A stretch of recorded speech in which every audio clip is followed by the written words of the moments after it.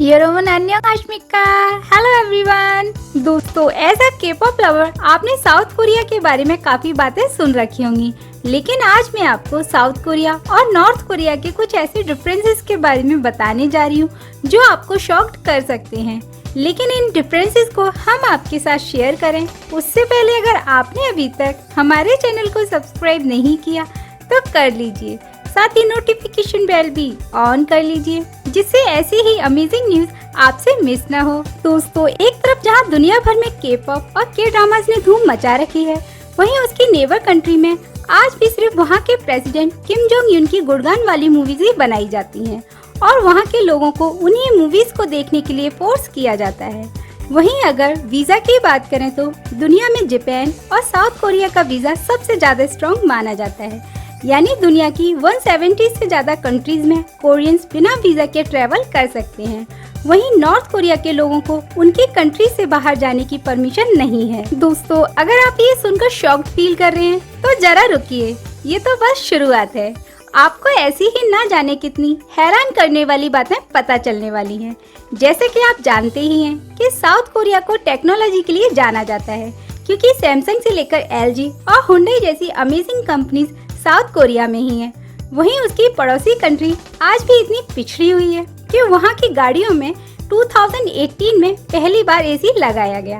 यानी आज भी वहाँ के काफी ऐसे लोग हो सकते हैं जिन्हें आज तक शायद कार में बैठने या घर में AC लगाना नसीब ना हुआ हो, और ये बेसिक फैसिलिटी भी वहाँ की रिच फैमिलीज ही यूज कर सकती हैं। ऑर्डिनरी पर्सन्स को तो ये सब यूज करने की परमिशन ही नहीं है।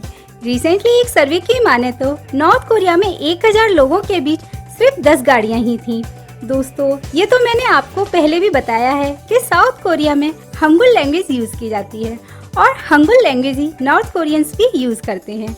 लेकिन सेम अल्फाबेट होने के बाद भी दोनों कंट्रीज की लैंग्वेज में काफी डिफरेंस है, जिसकी वजह से कोई भी आसानी से पता लगा सकता है कि ये नॉर्थ कोरियन पर्सन है या साउथ कोरियन पर्सन। दोस्तों, अगर मैं आपसे पूछूं कि क्या आप एक दिन अपने फोन, टीवी या नेट के बिना रह सकते हैं, तो शायद ही आप में से कोई ये कह पाए कि हाँ, वो इन सब के बिना रह सकता है।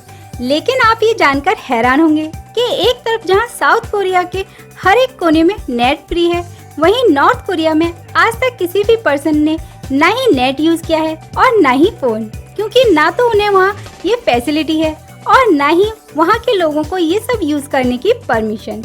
इसलिए वो आज भी सिर्फ रेडियो यूज करते हैं, जिस पर सारे दिन वहाँ की न्यूज आती रहती है। यानी वहाँ के रेडियोस पर सॉन्ग्स भी चलाने की परमिशन नहीं है। तो अगर वहाँ किसी ने गलती से के-पॉप म्यूजिक सुना तो उसे उसी वक्त गोली मार दी जाती है।